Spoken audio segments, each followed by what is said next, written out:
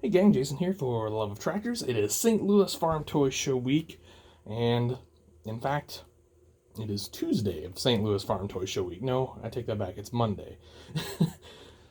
That's why videos haven't been coming out too much lately. I've got so much going on, I don't even know what day of the week it is. But I'm here with another toy from my friend Jay Rolchin, Dirtworks Customs, and this is a kit that I bought from him for a Reynolds dirt pan. So this thing's super cool, and I'll walk you through that in a minute. If you're coming to St. Louis, we're not setting up at St. Louis, but please stop and say hello if you see me at St. Louis. I always love to chat people and talk tractors, so we're headed down there Friday, weather permitting.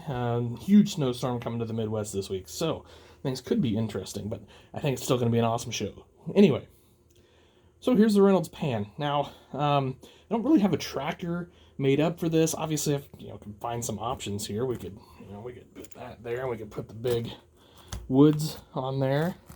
That'd be pretty cool. Fits right in there. Whew, that is a pretty sweet outfit, isn't it? Kind of a home run there. That's awesome. But I was originally thinking when I started this video, or before I started this video, maybe the big old Panther came hooked up. My hitch is a little bit, I got a little different hitch on there than the Erdl style that this hooks up to, but boy, that's a pretty sweet combination as well. Let's try a couple more, and then you guys just tell me what you think will be the best. So I don't know, maybe someday we'll get a construction scene here on the Dogtown display. Who knows? Yeah, that's pretty nice. That's pretty cool. And then, well, this wouldn't be right if I didn't put a red guy in there. This does not have the correct hitch at all. This is made for my custom implements. Whew, that looks good too. Anyway, tell me below in the comments which of those four you like best. So let's take a look at this kit. Super easy assembly. The way Jay designs his kits, wonderful. He clearly has this mind for putting things together and all that sort of thing, because he does a great job here. I'll bring this in just a little closer. His decals are excellent. I believe they come from Circus City. And you've got your wheels back here. And the cylinders do not move. I just painted that chrome on there to look like the ram inside the cylinder. I'm not one of those guys that really care for my cylinders to move, to be honest with you. It just seems like more things to break and cause trouble. He uses Kynar for your hydraulic tubing, so that's another option.